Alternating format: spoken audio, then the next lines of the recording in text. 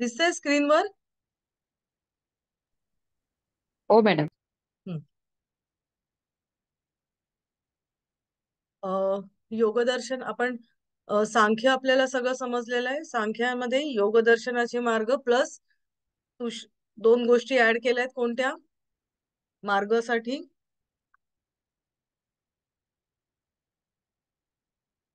सांगा बरं. सांख्यांमध्ये कुठल्या दोन गोष्टी ऍड केल्यात उपायामध्ये?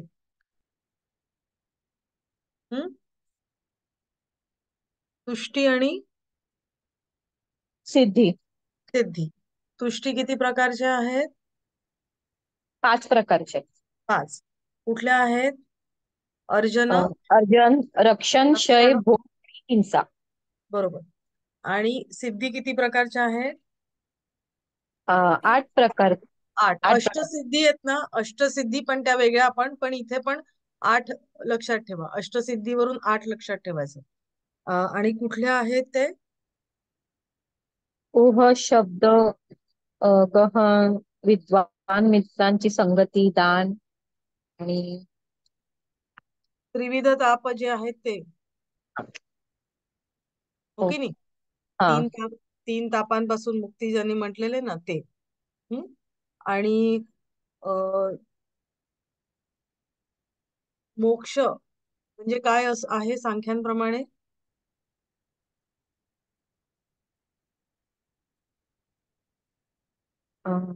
पुरुषाने शुद्ध स्वरूप, चैतन्य स्वरूप अनुभवणे म्हणजे मोक्ष. हा, म्हणजे ज्ञानाने तुम्ही जाणायचं की पुरुषापासून प्रकृती हे वेगळं आहे. आणि मुख्य म्हणजे काय की त्रिविध तापांपासून तुमची मुक्ती. बरोबर. दुःख नाश. हा. हो. सुरुवातीलाच त्यांनी सांगितलेलं ना की त्रिविध तापांपासून मुक्ती किंवा दुःख नाश आहे. तर ते म्हणजे हे जे 3 ताप आहेत तर त्यांचं तुम्ही जर ते नष्ट झाले तर तुम्हाला कैवल्य प्राप्ती होते. पण जे कैवल्याचं स्वरूप आहे तर ते कशा स्वरूपाचं आहे वगैरे त्यांनी त्याचं वर्णन केलेलं नाहीये. हा. प्रकृती आणि पुरुष. मग प्रकृती कशासाठी पुरुषाच्या जवळ जाते हे समजून घेण्यासाठी. कशासाठी जाते? कुठल्या दोन गोष्टींसाठी? भोग आणि अपवर्ग. अपवर्ग. बरोबर. पुरुषाला भोग देण्यासाठी आणि नंतर अपवर्ग. मग विवेक ज्ञान तिला प्राप्त म्हणजे ते उदाहरण काय दिलंय त्यांनी नंतर जीवनमुक्ती आणि विदेहमुक्तीसाठी? चाकाचं. हा, कुंभाराचं. आणि ते ते चाकाचं. कुंभाराचं चाक आहे त्याचं. कुंभाराचं चाक म्हणा, नुसतं चाक नाही. मग ते कुंभार. कशाचंही होऊ शकतं. हा, कुंभाराचं चाक आहे त्याचं त्यांनी उदाहरण दिलेलं आहे. बरोबर. म्हणजे ठळक ठळक मुद्दे तुम्हाला प्रत्येक दर्शनाचे तुमच्या लक्षात आलेले आहेत. बरोबर आहे ना? म्हणून आपण हो. थोडीशी रिव्हिजन करत असतो की थोडं मागे जाऊन मग आपल्याला ती लक्षात राहतात. आता योगदर्शनाप्रमाणे आपण कैवल्याचं स्वरूप बघत होतो. योगदर्शनाप्रमाणे त्यांनी काय म्हटलं की सांख्य आणि योग आहेत तर त्या समान तंत्र आहेत. बरोबर. सांख्यांचं हो. तत्वज्ञान आहे ते योगाने मान्य केलेलं आहे आणि प्लस त्यांनी ईश्वर तत्व 26व ते त्यांनी त्याच्यामध्ये ऍड केलेलं आहे की म्हणजे त्यांनी ते मानलेलं आहे. आणि त्यांच्या योगदर्शनाप्रमाणे कैवल्याची अवस्था काय आहे? अवस्था कशी असते कैवल्याची अवस्था? की दृष्टा पुरुष तदाद्रष्टू स्वरूपेव स्थानम. बरोबर. द्रष्टा पुरुष स्वतःच्या रूपामध्ये अवस्थित होतो. ती कैवल्याची अवस्था आहे. आणि आता आपण जसं म्हटलंय की प्रत्येक गोष्टीला मुक्ती मोक्ष मिळवायचं तर आधी बंधने पाहिजे. हो की नाही? मग याच्यामध्ये बंधनाचं मूळ कारण काय आहे योगदर्शनाप्रमाणे? अविद्या. अविद्या. अविद्या म्हणजे काय? अविद्या.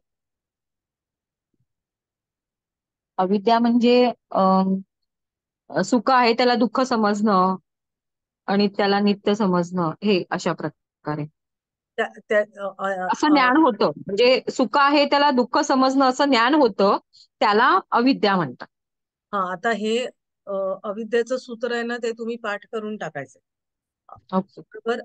अनित्य, अशुची, दुःख, अनात्मसु, अनित्य, शुची, सॉरी, अशुची दुःखानात्मसु नित्य शुची सुखात्मक ख्यातिर्विद्या. म्हणजे याच्यामध्ये दोन, म्हणजे मी जसं तुम्हाला म्हंटल की दोन भाग करायचे आणि मग याच्यातला एक आणि त्याच्यातला एक असं तुम्ही ऍड करत गेलं की तुम्हाला त्याचा अर्थ बरोबर लागत जातो. बरोबर. हो. हम्म. म्हणून ते सूत्र जर तुम्ही पाठ केलं तर पहिला भाग आणि दुसरा भाग, हा, हे तुम्ही तुम्हाला ते करता येतं. बरोबर. अनित्य हो. गोष्टीला नित्य मानणं, म्हणजे पहिल्या भागामधलं अनित्य घेतलं तर अनित्य गोष्टीला तुम्ही नित्य मानता. बरोबर. पहिल्यातलं दुसरं गोष्ट अशुची, अशुचीला शुची समजता. हम्म.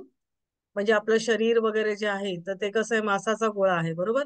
तरी आपल्याला तो पवित्र वाटतो, पण तसं नाहीये ना. म्हणजे सगळ्याच गोष्टी ज्या अशुची म्हणजे अपवित्र आहेत त्याला आपण पवित्र समजतो. दुःख आहे त्याला आपण सुख, म्हणजे कुठल्याही गोष्टीचं अंतिमतः दुःख प्राप्तीच आहे. बरोबर. शेवटी तुम्हाला दुःखच, कितीही गोष्ट, म्हणजे गुलाबजाम जरी दिला, एक गुलाबजाम खाल्ला बरं वाटलं, दोन दिला वा वा वा वा, तीन दिला वा छान पोट भरलं, पण तुम्हाला अजून अजून गुलाबजाम दिले की एक तो नको तो गुलाबजाम असं वाटायला लागतं. म्हणजे तुम्हाला सुखाची, तुम्ही अंतिमतः तुम्हाला काय जास्त मिळाल्यावरती काय होणार आहे, दुःखच प्राप्त होणार आहे. हो की नाही. तर अशा प्रकारे. आणि जे अनात्म आहे त्याला तुम्ही आत्म समजता. तर अशा प्रकारची ख्याती, म्हणजे अशा प्रकारचं नॉलेज, ज्या वेळेला ज्ञान तुम्हाला होतं तर ती विद्या, ती अविद्या असते. हम्म. आता ह्या अविद्येमुळे काय होतं, आता इथे अविद्येमुळे प्रकृती पुरुष, बरोबर, पुरुषाला इथे द्रष्टा म्हटलंय. आणि जो बघतो तो, आणि दृश्य म्हणजे जिला बघितलं जातं ती म्हणजे पृथ्वी. बरोबर. आलंय लक्षात. पुरुषाला काय म्हटलेलं आहे, द्रष्टा. द्रष्टा. आणि प्रकृतीला काय म्हटलंय, दृश्य. हा. आता तुम्ही लक्षात कसं ठेवणार, तदा द्रष्टू, जे आहे ना सूत्र, स्वरूपे हो. अवस्थान. बरोबर. म्हणजे काय, इथे हम्म. द्रष्टा पुरुष ना. मग इथे तुमच्या हो. लक्षात राहणार की द्रष्टा कोणाला म्हणलंय, की पुरुषाला म्हणलंय. आणि दृश्य कोणाला म्हटलंय, की जिला बघितलं जातं. आपण मागच्या सांख्यांमध्ये म्हटलंय ना की प्रकृतीला काय ज्ञान होतं, की मी पुरुषाकडून बघितले गेले, असं ज्ञान होतं तिला. हो की नाही. तर हो. म्हणून ती बघितलं जातं दृश्य, म्हणजे जे आपण बघतो, आपण म्हणतो ना बाहेरचं दृश्य खूप छान आहे.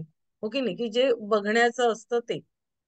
तर जिला बघितलं जातं ती प्रकृती, म्हणून त्याला दृश्य असं म्हटलेलं आहे. आणि त्यांचा संयोग, अविद्या काय आहे, की द्रष्टा आणि दृश्य यांचा संयोग. बरोबर. आणि त्यांचा वियोग झाला की कैवल्य. आलं लक्षात. मग तो वियोग झाला की काय, की पुरुष त्याच्या मूळ अवस्थानात जातो. म्हणजे हे समजून घेण्यासाठी त्याच्यामध्ये बऱ्याच काही गोष्टी घडतात आहेत बऱ्याच गोष्टी. हो की नाही. पण आपल्याला हो. त्याची संकल्पना समजून घ्यायची, तर अशा दृष्टीने आपण समजून घेऊ शकतो. ऍक्च्युली पुरुष मुक्त अवस्थेमध्येच असतो, हेही आपल्याला आपण जाणून घेतलेलं आहे आधी. हो की नाही. आता कैवल्य हो. प्राप्तीचे उपाय बघताना आपण काय बघितलं, की चित्तवृत्तीचा निरोध करायचा आहे.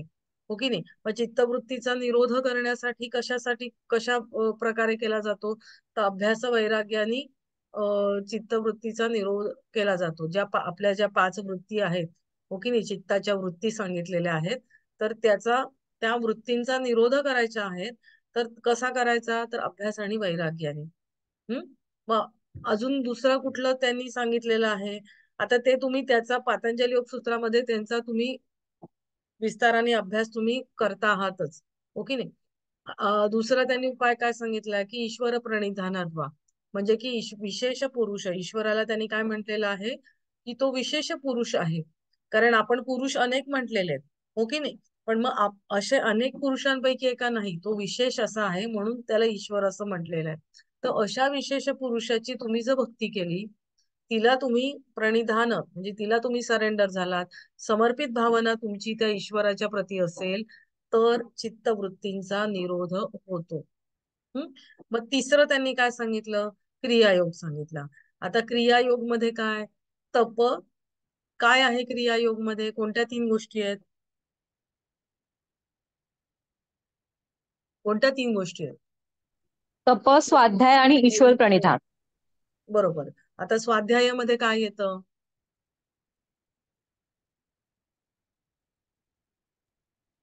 स्वाध्ययन, ग्रंथाचे अध्ययन. हा, दोन गोष्टी, स्वतःबद्दलचा अभ्यास, बरोबर, हो की नाही, म्हणजे मी कोण आहे वगैरे अशा प्रकारचा पण अभ्यास करतो आपण, हो की नाही. आणि तुम्ही केलेला अभ्यास म्हणजे बरोबर आहे की ते शास्त्रांचा अभ्यास करायचा आहे, ओंकार साधना करायची आहे, तर त्याला स्वाध्याय म्हटलेलं आहे. शास्त्रांचं वेगवेगळ्या शास्त्रांमध्ये काय काय सांगितलेलं आहे त्याचं सगळं तुम्ही अभ्यास करायचा आहे आणि ओंकार साधना करायची. आता वेगवेगळ्या उपनिषदांमध्ये योगाच्या तुम्ही अभ्यास केला असेल किंवा करत असाल की ओंकाराची साधना केली की तुम्हाला डायरेक्ट स्वर्गाचं तिकीट मिळतं, अशा प्रकारे ओंकाराचं वर्णन केलेलं आहे की तुम्हाला ओंकार नुसती साधना केली सुद्धा तुम्हाला निश्चित त्याचा साधनेमध्ये तुमची गती चांगली होते, ओके नाही. म्हणून इथे स्वाध्यायामध्ये तुम्ही ओंकाराचा साधना तुम्ही करणार आहात. त्याच्यानंतर ईश्वर प्रणिधान, तर हे तीन गोष्टी क्रियायोग, बरोबर. आता ह्या क्रियायोग आणि मग त्याच्यानंतर आता ह्या क्रियायोगाने काय होतो, चित्तवृत्ती तुमच्या आहेत त्या तनू म्हणजे कमी होतात. हम्म. आणि मग त्याच्यानंतर पुढे अजून तुम्ही साधना, आता याच्यामध्ये तुमचं ईश्वर प्रणिधान चांगलं असेल तर तुम्ही कैवल्याकडे तुमची वाटचाल होतेच. पण नॉर्मली तुम्ही ह्या तीन गोष्टींनी केलं तर तुम्हाला समाधीकडे तुमची वाटचाल लवकर होते आणि तुमच्या ह्या वृत्ती ज्या आहेत तर त्या तुम्हाला कमी करण्यात, तनू करण्यात, अगदी क्षीण करण्यात तुम्हाला त्याचा फायदा होतो. त्याच्यानंतर चौथी गोष्ट काय आहे, अष्टांग योग. हा, 8 अंग तुम्हाला माहित आहे, आपण काल विशेषत्वाने सगळे वाचलेली आहेत. आणि त्यांनी काय म्हटलंय की 8 अंगांचा म्हणजे 2.29 सूत्र आहे, तर ते 8 अंगांचा तुम्ही जर अभ्यास केला तर तुम्हाला काय होतं, तुमचा ज्ञानाचा दिवा पेटला जातो. आणि काय होतं तर विवेक ख्याती म्हणजे हे जे विशेष ज्ञान आहे ना, कुठलं ज्ञान, विवेक ख्याती म्हणजे काय, तर प्रकृती आणि पुरुष हे वेगळे आहेत, बरोबर. इथे योग दर्शनामध्ये विवेक ज्ञान काय आहे, काय आहे विवेक ख्याती प्रकृ- काय. प्रकृती आणि पुरुष हे वेगळे, त्यांचं वेगळं ज्ञान. हा, म्हणजे हे वेगळं ज्ञान नाही, वेगळे आहेत हे ज्ञान. वेगळे आहे. हा, आता आपल्याला अविद्या आहे म्हणून आपण त्यांना एक समजतो, त्यांचा संयोग झालेला आहे, बरोबर. आता आपण म्हणतो ना मी मी म्हणताना आपण आपल्या शरीराकडे बोट दाखवतो. आपल्यापासून आपण पुरुष वेगळा समजतो का, नाही समजत, हो की नाही. पण ज्या वेळेला तुम्ही साधनेच्या मार्गाने जाता तर त्यावेळेला तुम्हाला मी हा म्हणजे पुरुष हा याच्या आपलं पासून वेगळा आहे हे ज्ञान होतं. तर त्यावेळेला त्यांनी म्हटलेलं आहे की ती कैवल्याची स्थिती म्हणजे विशेष ज्ञान तुम्हाला प्राप्त होतं. आणि मग पुढे अजून समाधीच्या अवस्था तुमच्या होतात आणि मग तुम्हाला निर्बीज समाधी किंवा तुम्हाला कैवल्य तुम्हाला प्राप्त होत असतं. हम्म. ओके, त्याच्यासाठी आपण यम बघितले, अष्टांग मार्ग, नियम बघितले, आसन बघितलं, प्राणायाम बघितला, प्रत्याहार, धारणा, ध्यान आणि समाधी, या आपण गोष्टी सगळ्या बघितल्या. आता आता इथपर्यंत सगळ्यांना समजलेलं आहे व्यवस्थित, बरोबर. हो बरोबर आहे मॅडम. ना. हा, आता या योगांगांच्या अनुष्ठानामुळे म्हणजे ही जी वर सांगितलेली आहेत तर त्याच्यामुळे काय होतं, तर विवेक ख्याती ह किंवा सत्व पुरुष अन्यता ख्याती उत्पन्न होते. आता ही सगळी नावं आहे. आता विवेक ख्याती आणि सत्व पुरुष अन्यता ख्याती, हं? या विवेक ज्ञानामुळे सर्व पदार्थांचे यथार्थ ज्ञान होते. म्हणजे ऍक्च्युअल मध्ये ही गोष्ट कशी आहे त्याचं रिअल नॉलेज आपण म्हणूया, तर त्या पदार्थाचं ज्ञान खरं ते आपल्याला होतं. आता हे विस्ताराने तुम्ही ज्या वेळेला पुढे सूत्र अभ्यास कराल त्यावेळेला त्याच्यामध्ये हे आहे. हम्म. की त्याला त्यांनी काय म्हटलेलं आहे की सर्व ज्ञातृत्व म्हणजे ते तुम्ही जाणता त्याचं ज्ञान तुम्हाला होतं की हे का आहे, हा पदार्थ कसा आहे, का आहे वगैरे, हे जे आहे तर त्याचं ज्ञान तुम्हाला होतं. आणि पुढे काय आहे तर ते ज्ञान झाल्यावरती त्याच्यावरती नियंत्रण प्राप्त होतं. त्याला त्यांनी सर्वाधिष्ठातृत्व किंवा सर्व कर्तृत्व असं म्हटलेलं आहे. हं? त्याचं सूत्र आहे सत्वपुरुष अन्यथा खाती मात्र सर्व भावाधिष्ठातृत्वम च. म्हणजे तुम्हाला हे ज्ञान ज्या वेळेला होतं, कुठलं ज्ञान सांगा बरं, कुठलं ज्ञान होतं, विवेकाने तुम्हाला कुठलं ज्ञान प्राप्त होतं, यथार्थ ज्ञान. पुरुष आणि प्रकृती हे वेगळे ती हे आहेत. वेगळी आहे हे हा ज्ञान. हे तुम्हाला ज्ञान प्राप्त होतं. मग त्यावेळेला ते ज्ञान प्राप्त होतं आणि या विवेक ज्ञानामुळे काय होतं की कुठल्याही पदार्थाचं यथार्थ ज्ञान म्हणजे ते खरं काय आहे हे तुम्हाला कळतं आणि त्याच्यावरती तुम्हाला नियंत्रण सुद्धा मिळतं. आता हे सगळं होतं तर त्यावेळेला काय होतं तर त्याच्यामुळे तुम्हाला अनेक या मार्गावरती तुम्हाला अनेक सिद्धी मिळतात. हं? त्याचं त्या अनेक कुठल्या कुठल्या सिद्धी आहेत त्याचं वर्णन आपल्याला तिसरा पाद आहे. तिसरा पाद कोणता आहे? विभूतीपाद.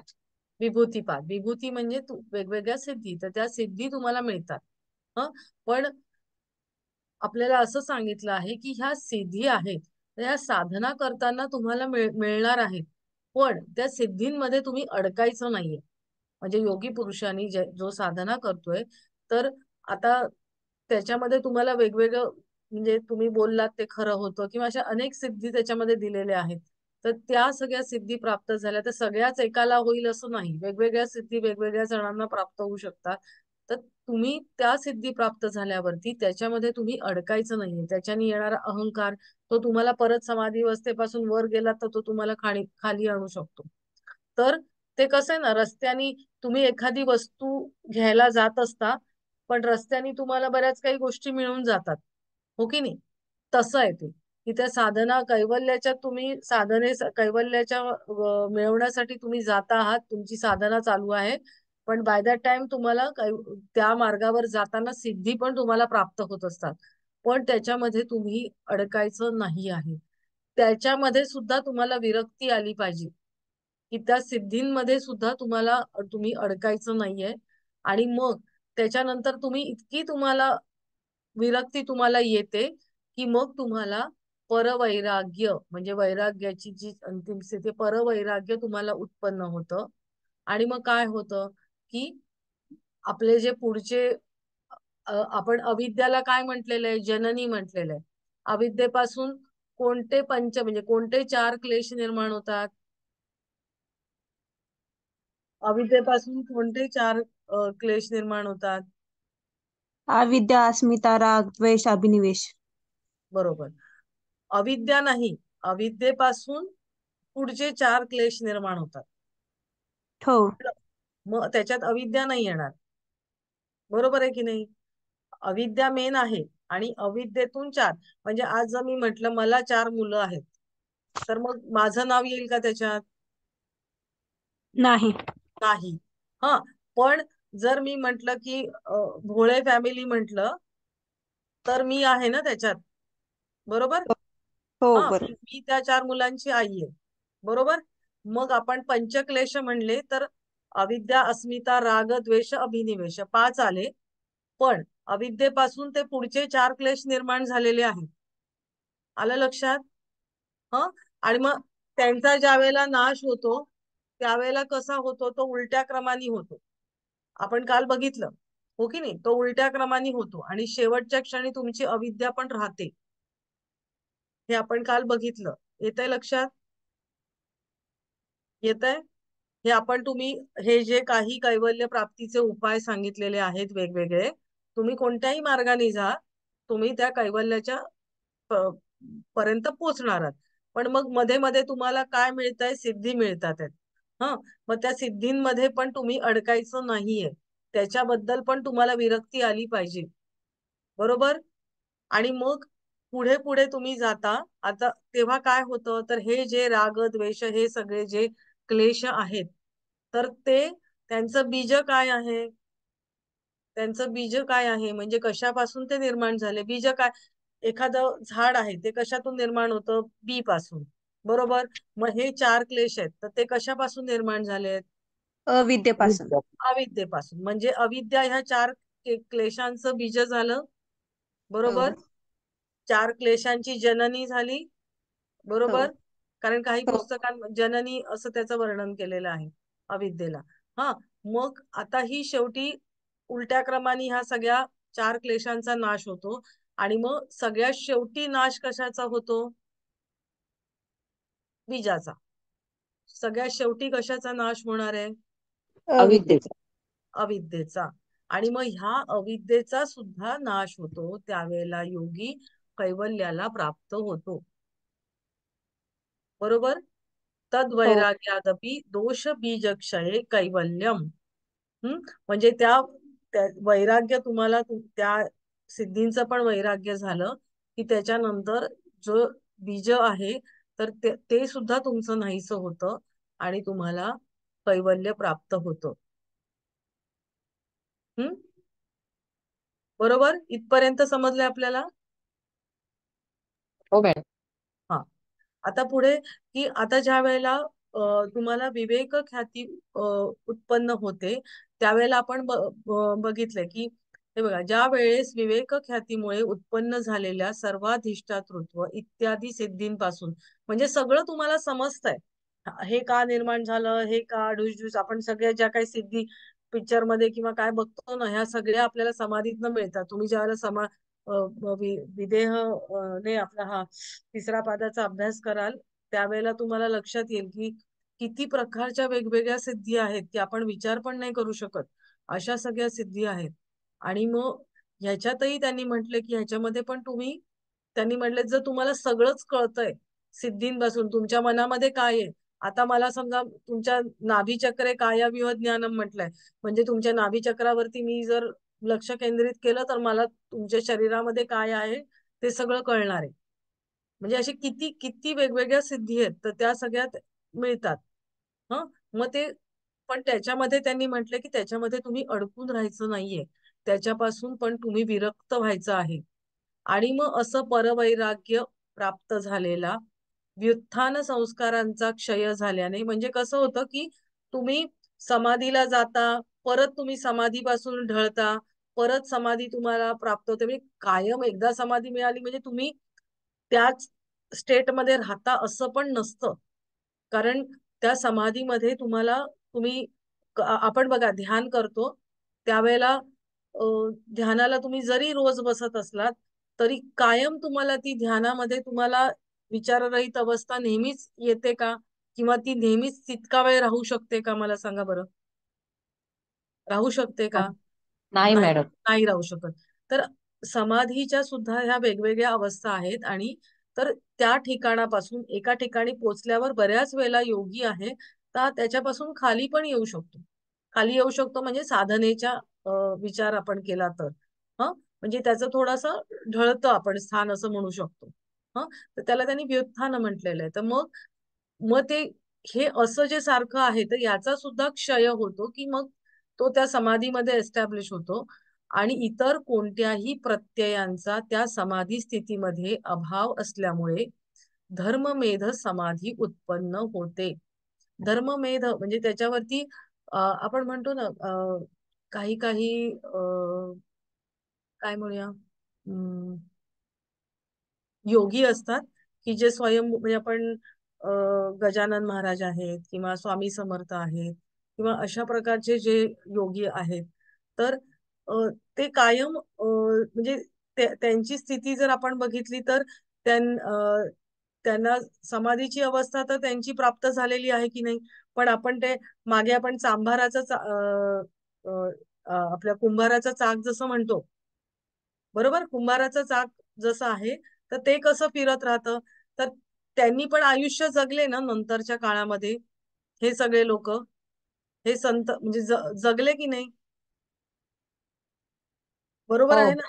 हो. म्हणजे मग त्यांचं ते जीवनमुक्तीची अवस्था झाली की नाही. बरोबर.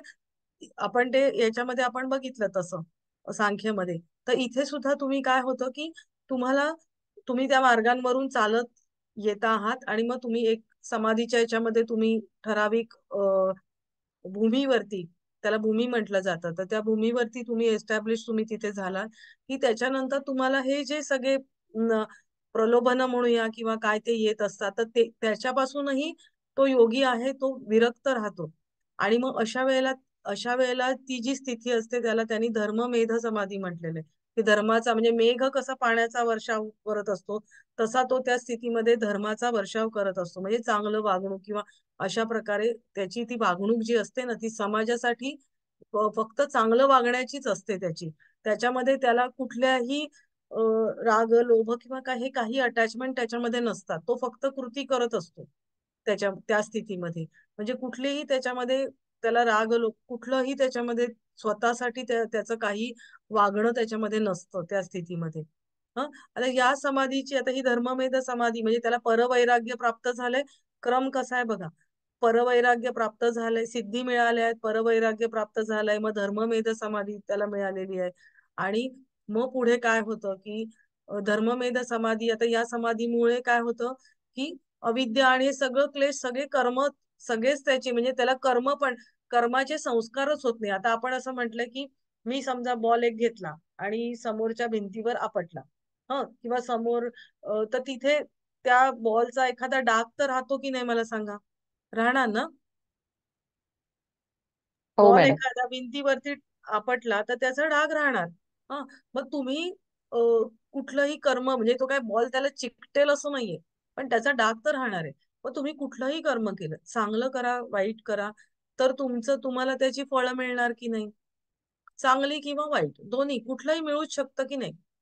कुठलंही करा त्याचं तुम्हाला फळ तर मिळणार. बरोबर आहे की नाही मला सांगा.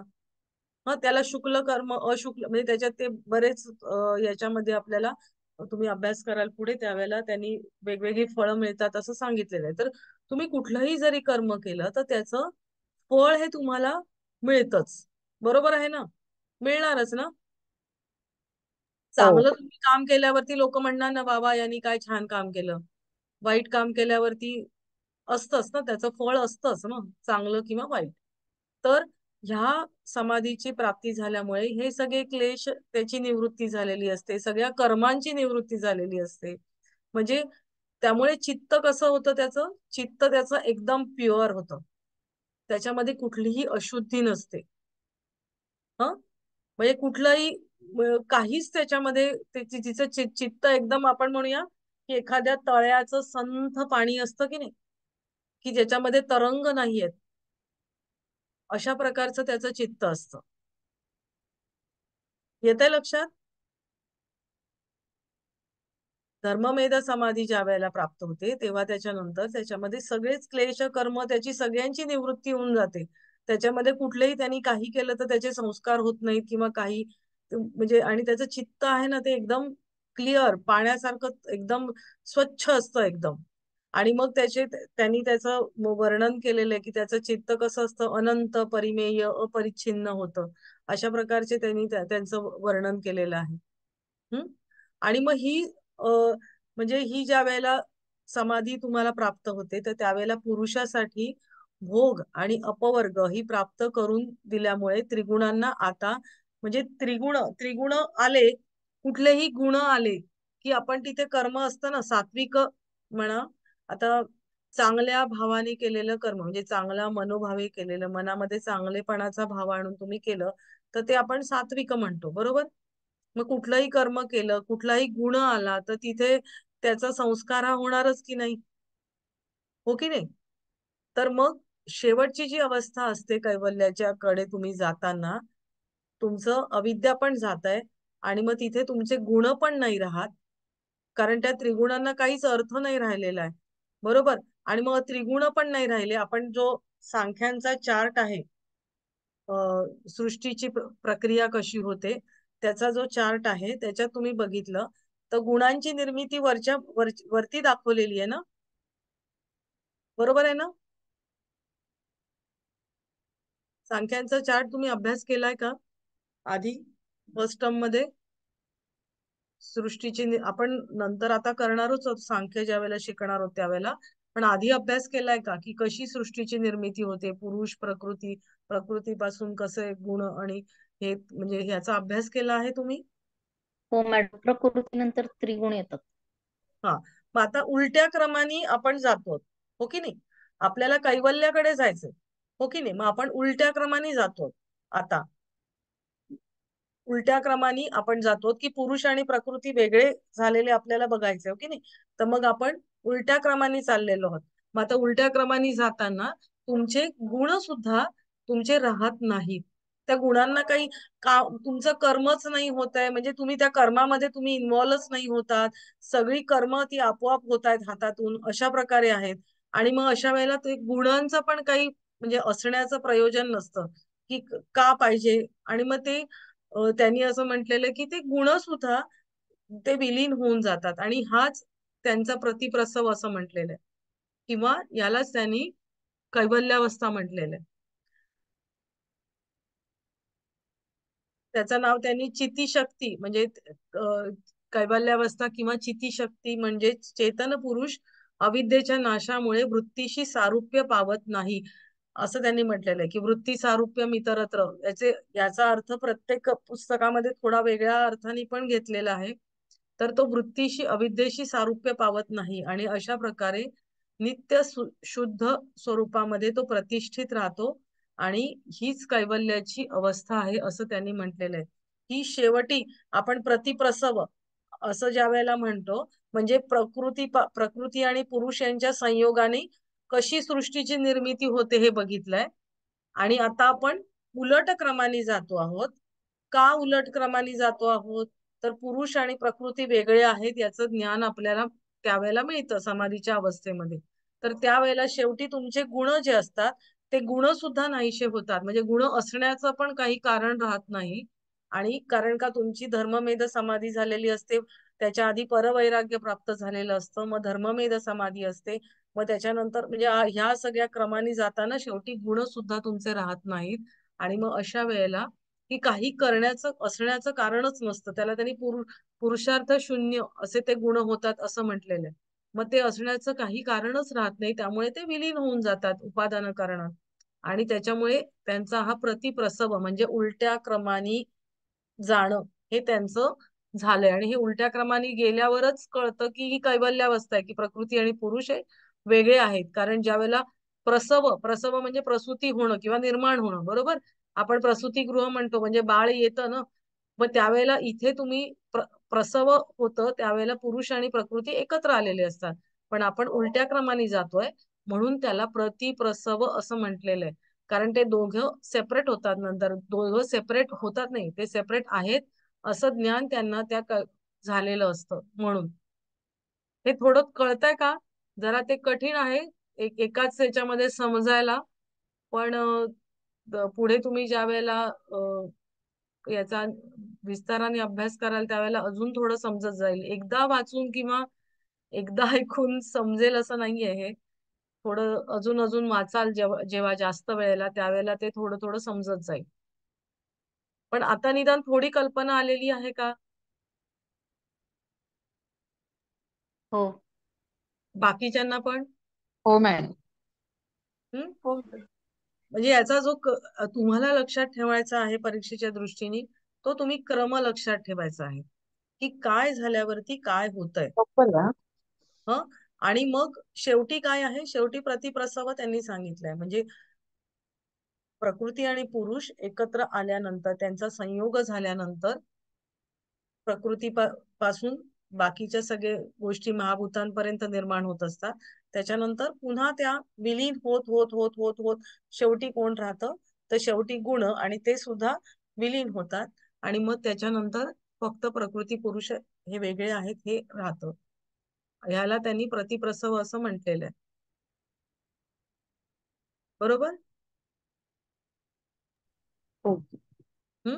आपण हे पुन्हा जसं जसं रिपीट करू ना परत परत त्यावेळेला तुमच्या आता आता मला वाटतं सांख्यांचं तुम्हाला बरोबर लक्षात आहे किंवा आपण नास्तिक दर्शनांचं बघितलं तेही तुमच्या लक्षात आहे. बरोबर. न्याय वैशेषिक म्हणजे थोडंसं रिपिटेशन झालं ना की ते लक्षात राहील. हम्म. तर आपण पुढचं घेऊया.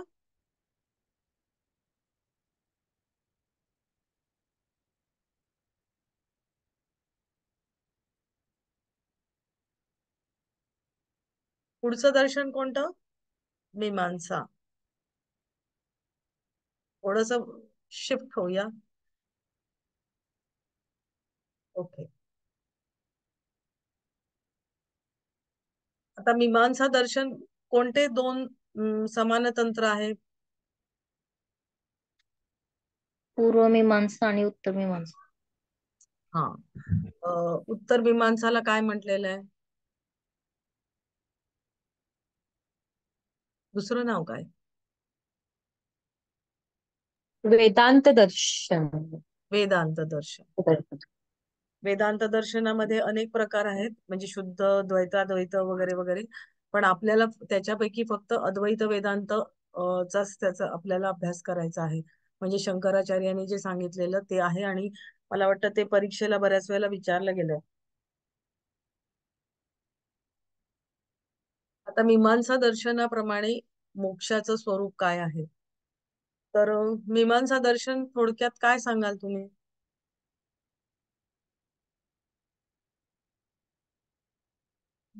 मीमांसा दर्शन काय सांगाल?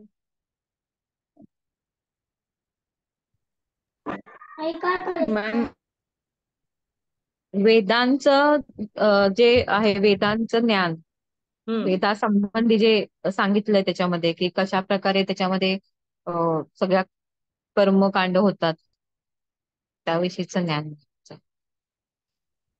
कर्मकांड, बरोबर. म्हणजे हे वेदांत आहे, हे ज्ञानकांड आहे उत्तर मीमांसा, आणि हे आहे कर्मकांड आहे. म्हणजे कुठल्या गोष्टी कशा करायच्या, काय करायच्या, कोणत्या स्वरूपात करायच्या वगैरे, सगळे यज्ञ याग वगैरे वगैरे त्याची माहिती सगळी त्याच्यामध्ये आपल्याला दिलेली आढळून येते.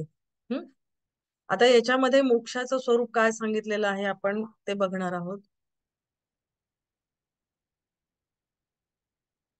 मीमांसा दर्शनाचे प्रवर्तक कोण आहेत?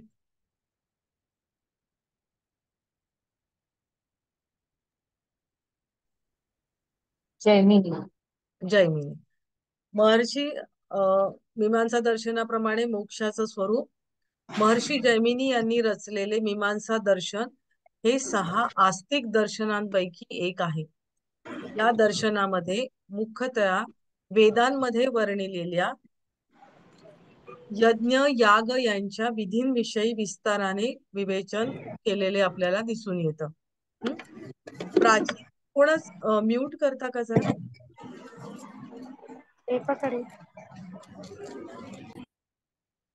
ओके. प्राचीन मीमांसकांच्या मताप्रमाणे जीवाचे परमसाध्य किंवा मोक्ष हे स्वर्गालाच मानले गेले आहे. म्हणजे स्वर्ग म्हणजे मोक्ष केव्हा मिळतो? तुम्ही स्वर्ग मिळाला म्हणजे मोक्ष असं. कारण स्वर्गामध्ये सर्व इच्छा आकांक्षांची पूर्ती होते व उत्कृष्ट आनंदाची प्राप्ती होते. स्वर्गाचे वर्णन मीमांसकांनी अशा प्रकारे केले आहे.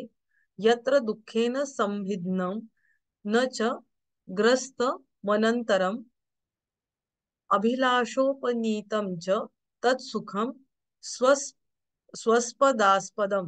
ज्या ठिकाणी दुःखाचा जराही लवलेश नाही अशा सुखांनी परिपूर्ण असलेले स्थान म्हणजे स्वर्ग होय. म्हणजे जिथे त्यांनी काय म्हणलंय की तुम्हाला स्वर्ग मिळाला म्हणजे तुम्हाला मोक्ष मिळाला, म्हणजे मोक्ष तुम्हाला मोक्ष मिळाल्यावर तुम्हाला स्वर्ग प्राप्ती होणार आहे. म्हणजेच स्वर्गामध्ये, आणि त्यांनी वर्णन कसं केलेलं आहे की तिथे काय आहे, दुःख, सगळं सुखच सुख आहे. दुःख तुम्हाला सुईच्या टोका एवढं पण तुम्हाला सापडणार नाहीये, की त्याचं एक जराही काही कण तुम्हाला दुःखाचा तिथे असणार नाहीये. आणि अशी सगळी जी सुख तुम्हाला मिळणार आहे असं जे काही स्थान आहे ते म्हणजे स्वर्ग. आणि मग तिथलं सुख जे आहे ते संपतं का? नाही, ते कमी होत नाही, काहीच नाही. तिथे सुख ही कायम असतच असतं. आणि तुमच्या ज्या काही इच्छा आकांक्षा आहेत तर त्या तुमच्या त्या स्वर्गामध्ये तुमच्या पूर्ण होत असतात. जे तुम्हाला जे काही हवं आहे ते सगळं तुम्हाला त्या स्वर्गामध्ये मिळत असतं असं त्यांनी म्हटलंय. आणि आता हा स्वर्ग मिळण्यासाठी त्यांनी काय करायला सांगितलेलं आहे? स्वर्गाची प्राप्ती जर मिळवायची तर त्यांनी काय सांगितलेलं आहे? काय करायला पाहिजे? कशाला महत्व दिलेलं आहे मला सांगा बरं. त्याच्यात तुम्ही सांगितलं मगाशी या दर्शनामध्ये कर्मकांड. मग कर्मकांड त्याच्यात काय त्यांनी सांगितलं? यज्ञ याग करा, हो की नाही? पुत्र प्राप्ती पाहिजे तर पुत्र कामेष्टी यज्ञ करा, असं. म्हणजे जे जे पाहिजे तुम्हाला प्रत्येक गोष्टीसाठी त्यांनी सांगितलेलं आहे की तुम्ही याग किंवा यज्ञ तुम्ही करायचा आहे, हो की नाही? मग त्याच्यासाठी आता त्यांनी म्हटलं की तुम्हाला आता स्वर्ग पाहिजे, स्वर्गाची कामना तुम्ही करता आहात, मग त्याच्यासाठी तुम्ही काय करा, तर ज्योतिषोम सारखा तुम्ही यज्ञ करा, किंवा अशा प्रकारची त्यांची वर्णन आहेत की तुमची जी जी कामना, जी जी इच्छा आहे तर ती तुम्हाला मिळवायची असेल तर तुम्ही हे यज्ञ याग करायला पाहिजे. आणि स्वर्ग मिळवायचा आहे तर तुम्हाला ज्योतिषोम यज्ञ करायला पाहिजे. की तो जर तुम्हाला, त्यांनी काय म्हटलेलं इथे की त्यांनी म्हटलंय ज्योतिषोमेन यजेत स्वर्ग कामह, म्हणजे काय, ज्योतिषोम यज्ञ केल्याने तुम्हाला स्वर्ग प्राप्ती होते, असं त्यांनी वर्णन केलेलं आहे. प्रत्येक यज्ञ म्हणजे आपल्याला दशरथाने आपल्याला पुत्रप्राप्तीसाठी राजसूय यज्ञ केला होता, बरोबर आहे ना? आणि मग त्याला पुत्रप्राप्तीसाठी पुत्र मिळाला. की मी काहीतरी चुकीचं बोलते का? अं,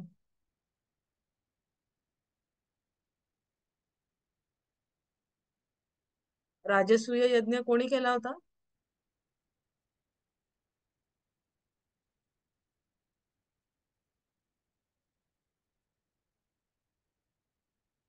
तरी गोंधळ झाला. ओके, पण कुठल्याही गोष्टी तुम्हाला मिळवायच्या असतील तर त्या तुम्ही यज्ञ केल्यावरती तुम्हाला प्राप्त होतात. आणि इथे आपल्याला मोक्षाचा आपण संबंध आहे, तर मोक्ष मिळवायचा आहे तर तुम्हाला स्वर्गात तुम्हाला जायचंय तर तुम्ही ज्योतिषोम यज्ञ करायचंय. पण जसं आपण मागेही बघितलं की एकाच वेळेला वेगवेगळे दर्शनांचा म्हणजे विचार प्रवाह किंवा मतप्रवाह आपल्याला दिसून येतात वेगवेगळ्या ठिकाणचे.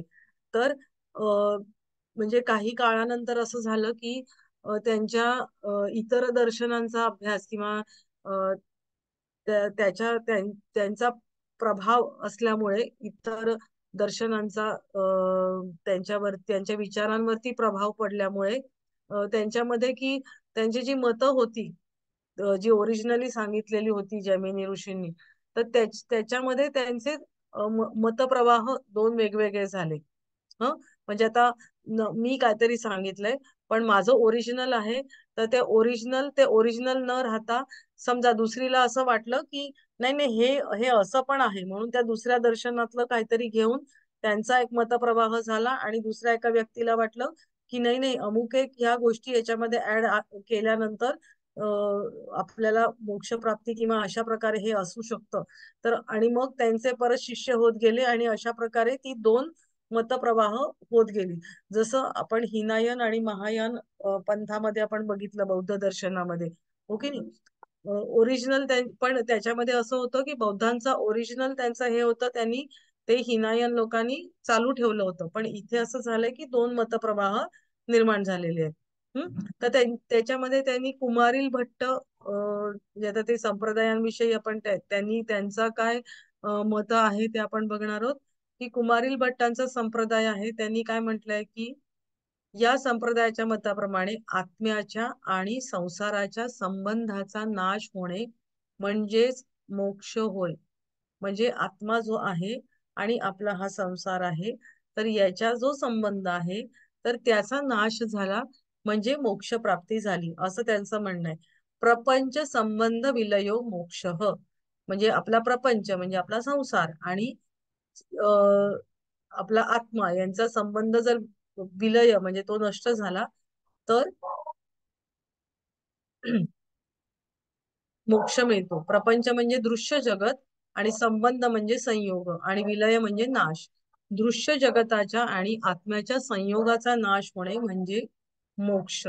आता त्यांनी प्रपंच हे तर त्यांनी सांगितलं, पण मग आता प्रपंच म्हणताना त्यांनी जे जगत म्हटलेलं आहे, दृश्य जगत आपल्या आजूबाजूला जे आहे, आपला हा जो संसार आहे, तर त्याच्यामध्ये त्यांनी काय सांगितलेलं आहे की या संसारामध्ये किंवा या जगतामध्ये कुठल्या गोष्टी असतात, तर शरीर, इंद्रिय आणि विषय. हं, तर शरीरामध्ये त्यांनी काय म्हटलंय की भौतिक शरीर जे बाह्य वस्तूंचा जो अनुभव घेत असतं ते आपलं शरीर, म्हणजे भौतिक गोष्टी आपलं जे शरीर आहे तर ते बाह्य गोष्टींचा अनुभव घेतं की नाही ते. नंतर इंद्रिय, आता इंद्रिय काय की ज्यांच्याद्वारे त्या गोष्टी ग्रहण केल्या जातात किंवा त्या अनुभव घेतला जातो ते इंद्रिय. आणि त्याच्यानंतर विषय म्हणजे ज्या गोष्टींचा अनुभव घेतला जातो ती वस्तू, ती गोष्ट म्हणजे विषय. हा, म्हणजे ह्या तीन गोष्टींनी आपलं हे दृश्य जगत बनलेलं आहे. आता ह्यांचा आणि आत्म्याचा आता पुढे बघूया. जेव्हा आपल्याला कोणत्याही बाह्य वस्तूंचे ज्ञान होते, म्हणजे एखादी गोष्ट जाणून घ्यायचे, बाह्य वस्तू म्हणजे विषय, बरोबर. तर त्याचं ज्ञान ज्या वेळेला आपल्याला होतं तेव्हा शरीर, इंद्रिय आणि विषय या तीन गोष्टींचा संपर्क असतो. म्हणजे मला जर ह्या ग्लासाचं ज्ञान व्हायला पाहिजे तर माझे डोळे, हम्म, ही आधी बाह्य वस्तू, डोळे आणि माझं शरीर या तिघांचा संबंध आला पाहिजे. हम्म. मग काय, मग पुढे बाह्य वस्तूंचे ज्ञान झाल्यानंतर त्या वस्तूमुळे सुख किंवा दुःख उत्पन्न होते. तिचं ज्ञान, आता हा जर एखादी चांगली वस्तू आहे तर हा माझ्याकडे ग्लास टिकून राहणार आहे का, काचेचा असेल तर फुटला तर मग त्याच्यापासून दुःख होईल किंवा अशा प्रकारे. म्हणजे त्या बाह्य वस्तूमुळे काय होतं तर सुख किंवा दुःख उत्पन्न होतं. जी वस्तू सुखप्रदायक असते, म्हणजे जी वस्तू सुख देते, त्या वस्तूचे ग्रहण करण्याची आपल्याला इच्छा होते. आणि जी वस्तू दुःखदायक असते त्या वस्तूचा त्याग करण्याची प्रवृत्ती उत्पन्न होते. आता त्यांनी बाह्य वस्तूचे ज्ञान, मला सांगा आता मोक्ष, त्यांच्या कुमारील भट्टाच्या संप्रदायाप्रमाणे मोक्ष काय, आधी मीमांसाप्रमाणे मोक्ष म्हणजे काय? स्वर्ग मिळाला की मोक्ष मिळतो असं मीमांसा दर्शनानुसार आहे. हा आणि कुमारील भट्ट या संप्रदायानुसार आत्मा आणि संसार यांचा नाश झाला की मोक्ष प्राप्ती होते. हा, संसार म्हणजे जगत. हा जगत, हा, हा, दृश्य बरोबर. जगत. हा, आणि आता त्यांनी मीमांसकांनी काय म्हटलंय, तुम्हाला स्वर्ग मिळवायचा आहे तर तुम्ही त्याच्यासाठी काय करायचं?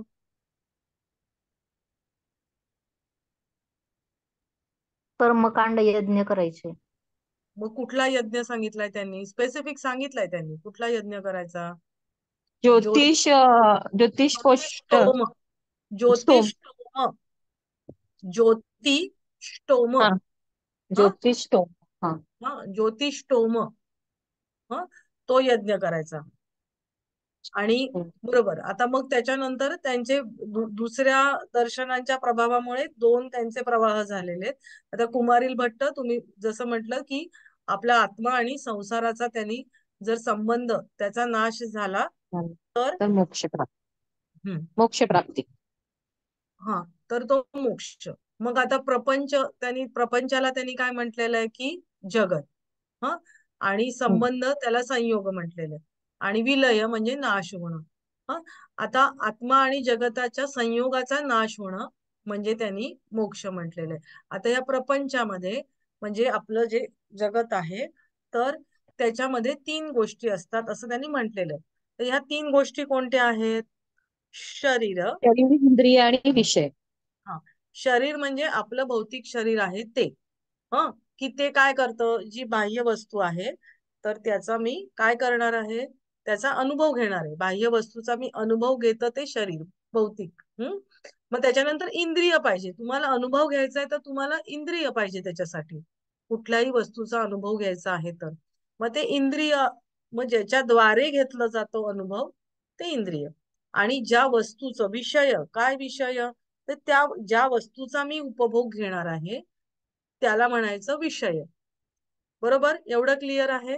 म्हणजे आपल्याला एखाद्या गोष्टीचं बाह्य ज्ञान पाहिजे तर तीन गोष्टी पाहिजे. कुठल्या तीन गोष्टी पाहिजेत? शरीर, इंद्रिय आणि विषय. बरोबर, शरीर, इंद्रिय आणि विषय. विषय. मग आता जी बाह्य वस्तू आहे तर ती बाह्य वस्तू जर आपल्याला सुख देणार असेल, हा, बरोबर, म्हणजे हो. सुख देणार असेल तर ती वस्तू मला हवीशी वाटते.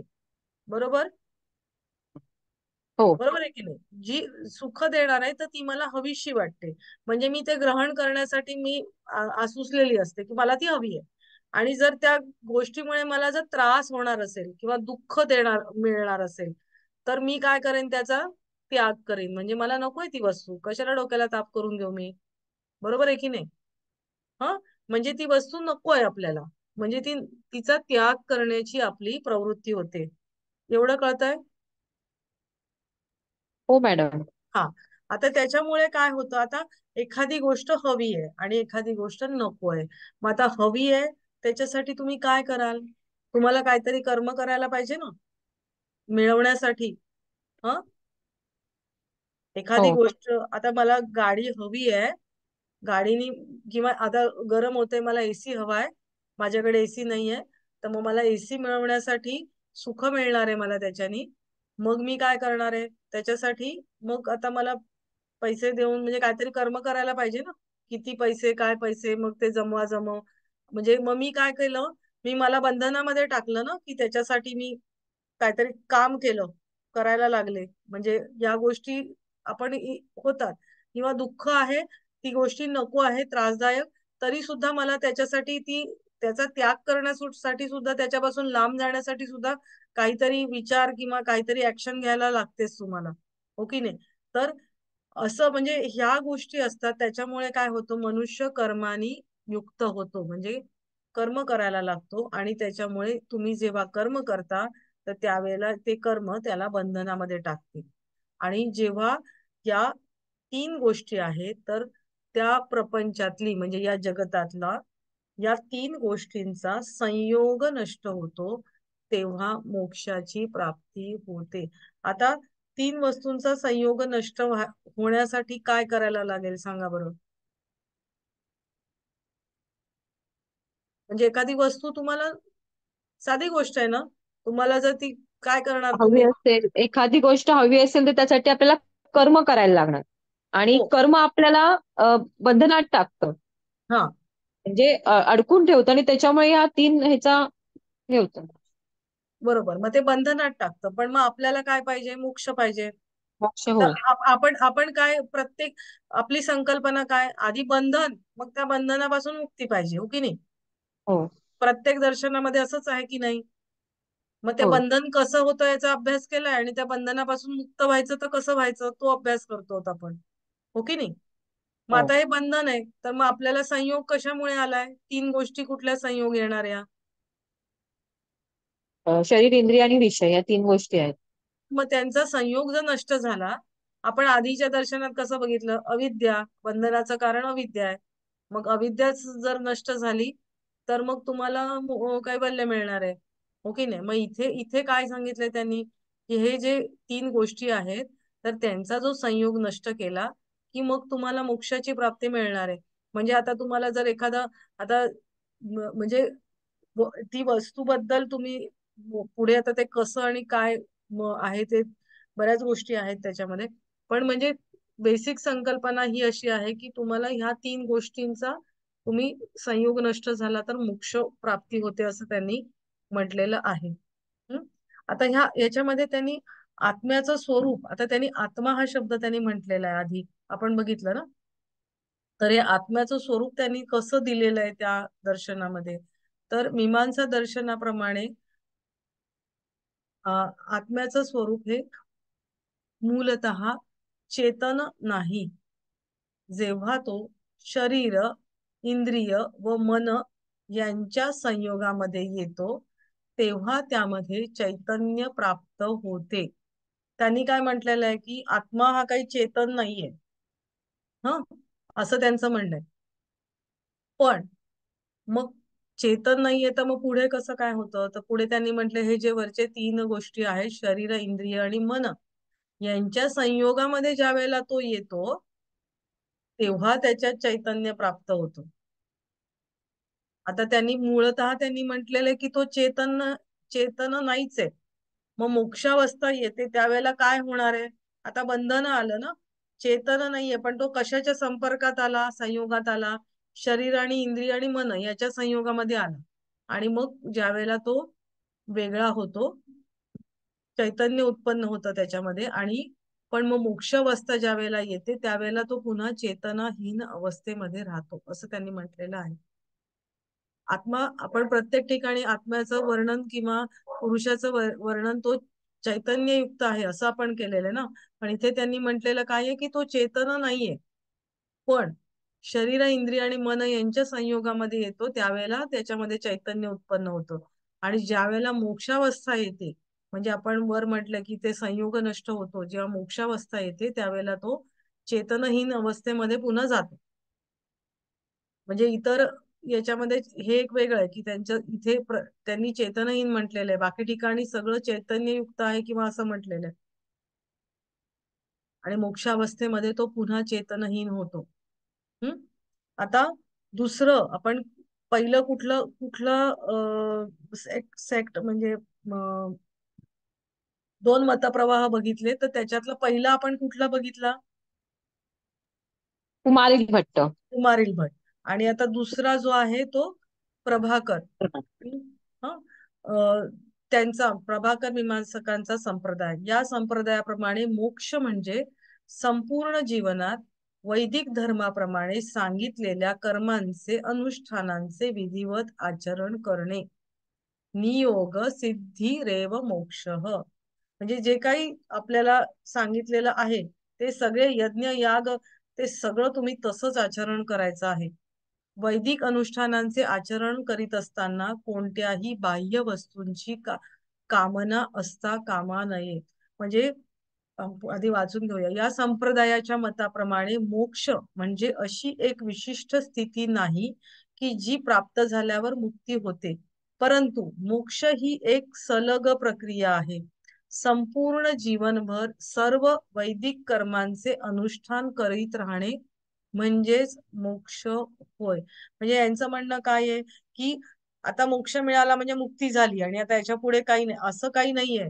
तुम्ही आयुष्यभर तुम्ही काय करत राहायचंय, त्यांनी जे यज्ञ याग सांगितलेले आहेत तर ते तुम्ही त्याचंच जीवनभर तुम्ही ज्या वेळेला हे जे कर्म आहे हे तुम्ही करत राहाल, त्यांचं अनुष्ठान करीत राहाल, तर ते म्हणजे तुमचा मोक्ष आहे, असं प्रभाकर मीमांसकांनी मानलेलं आहे. म्हणजे त्याच्यामध्ये कर्मकांड तुम्ही जे आहे ते तुम्ही आयुष्यभर ते तुम्ही करत राहायचंय आणि तोच तुमचा मोक्ष आहे. म्हणजे एखादी हे झालं आणि मला मुक्ती मिळाली वगैरे असलं काही नाहीये, असं त्यांचं म्हणणं आहे. आणि वैदिक धर्मामध्ये जे जे जे जे जे जे सांगितलेलं आहे त्या सगळ्या गोष्टी तुम्ही त्याचं आचरण तुम्ही करायचंय. छोटे छोटे यज्ञ याग सगळं तुम्हाला ते तुम्ही करत राहायचं आहे आणि ते आयुष्यभर, तेच म्हणजे मुक्ती, असं त्यांनी म्हटलेलं आहे. म्हणजे दोन गोष्टी, दोन याच्यामध्ये खूप मत आपल्याला भिन्नता आपल्याला आढळून येते. या दोन्ही संप्रदायांच्या मताप्रमाणे मोक्षासाठी मनुष्याने काम्य म्हणजे मनामध्ये इच्छा, हा, आणि त्यांनी हे पण आहे की बाह्य वस्तूची कामना म्हणजे एखादी गोष्ट तुम्ही करता आहात तर त्याच्यासाठी तुम्ही इच्छा म्हणजे मनामध्ये कुठली इच्छा नाही करायची, हे करायचंय, बस करायचंय, असं त्यांचं म्हणणं आहे. म्हणजे मनामध्ये कुठली बाह्य वस्तू मिळवायची अशी तुमची इच्छा त्याच्यामध्ये असता कामा नये, असं त्यांनी सांगितलंय. आता या दोन्ही संप्रदायांच्या मताप्रमाणे मोक्षासाठी मनुष्याने काम्य आणि निषेध कर्मांचा त्याग करून नित्य आणि नैमित्तिक कर्मांचे आचरण केले पाहिजे. म्हणजे मनामध्ये इच्छा धरून तुम्ही कुठलाही कामना किंवा करायचं नाहीये, आणि जे निषिद्ध कर्म आहेत जी वेदांमध्ये करायला नाही सांगितलेली आहेत ती तर तुम्ही करायचीच नाहीये, पण जी नित्य नैमित्तिक कर्म आहेत ती तुम्ही सगळी त्याचं आचरण तुम्ही करायचं आहे. आणि आता ह्याचं जे आहे तर ते पुढे आपण अद्वैत वेदांतामध्ये बघणार आहोत. बाह्य वस्तूंची कामना न ठेवता नित्य आणि नैमित्तिक कर्मांचे आचरण केल्याने आत्म्याचे ज्ञान होते. कर्म आणि ज्ञान ही दोन्ही मोक्षाची साधने आहेत. म्हणजे त्यांनी काय म्हटलंय की नित्य नैमित्तिक कर्म जर तुम्ही केली तर काय होईल, तुम्हाला आत्म्याचं ज्ञान होईल. आणि कर्म आणि ज्ञान म्हणजे तुम्ही जे काय कर्म करता आहात ते आणि आत्म्याचं ज्ञान झाल्यामुळे तुम्हाला ही दोन मोक्ष म्हणजे मोक्षाकडे तुमची वाटचाल तुमची होते. आता मोक्षाचं स्वरूप त्यांनी काय म्हटलंय, न्याय दर्शनाप्रमाणे मीमांसा दर्शनातही मोक्ष म्हणजे फक्त दुःखापासून मुक्ती मानली आहे, आनंदाची प्राप्ती नाही. आता याच्यामध्ये प्रभाकर मीमांसक संप्रदायाप्रमाणे आत्म्याचे धर्म अधर्म पाप पुण्य इतकेच नव्हे तर ज्ञान हा गुण सुद्धा गळून पडल्यानंतर आत्म्याने केवळ स्वतःच्या स्वरूपामध्ये राहणं आणि जन्म मृत्यूच्या चक्रातून बाहेर पडणं, असं त्यांनी सांगितलेलं आहे. आता याच्यावरती आपल्याला प्रभाकर मीमांसकांचं आपण ज्यावेळेला वाचतो त्यावेळेला कळतं की इतर दर्शनांचा प्रभाव याच्यावरती जास्त पडलेला आपल्याला दिसून येतोय, हो की नाही. आत्मा मूलतः चेतन नाही. शरीर इंद्रिय मन यांच्या संयोगामध्ये ज्यावेळेला येतो तेव्हा त्याच्या चैतन्य उत्पन्न होते. मोक्षावस्थेत आत्मा चैतन्यरहित अवस्थेमध्ये असतो. भट्ट यांच्या कुमारील भट्ट यांच्या मताप्रमाणे या अवस्थेमध्ये म्हणजे मोक्षाच्या अवस्थेमध्ये दुःखाभाव असला तरी म्हणजे त्यात सुख नसल्याने पुरुषार्थ होऊ शकत नाही. म्हणजे तिथेच तेव्हा सुख नाहीये, दुःखापासून निवृत्ती म्हणले पण सुख नाही. आनंद हे आत्म्याचे स्वरूप आहे. देह इंद्रिय व कर्माचे संस्कार म्हणजे त्याच्यात त्यांनी अदृष्ट ज्याला म्हटलेले की प्रत्येक कर्माचा संस्कार राहतो, त्याच्यात त्यांनी अदृष्ट ही संकल्पना आहे मीमांसकांच्या याच्यामध्ये. तर ती शिल्लक असेपर्यंत मन त्या आनंदाचा उपभोग घेते, समर्थ होत नाही. पण विवेकाने अनुष्ठान केल्यामुळे देहपातानंतर अदृष्ट म्हणजे हे जे कर्माचे संस्कार आहेत ते नाहीसे होतात आणि स्वतःच्याच ठिकाणी असलेल्या परम सुख मनाच्या साहाय्याने आत्मा अक्षय कालपर्यंत बघू शकतो. आता आपण हे वाचलंय, पुढच्या वेळेला थोडस आपण डिस्कस करून समजून घेऊया, कारण 8 वाजलेत. आता पुढचं लेक्चर असेल तुमचं. हे मला वाटतं पुढचं आपण थोडस नंतर परत एकदा घेऊया.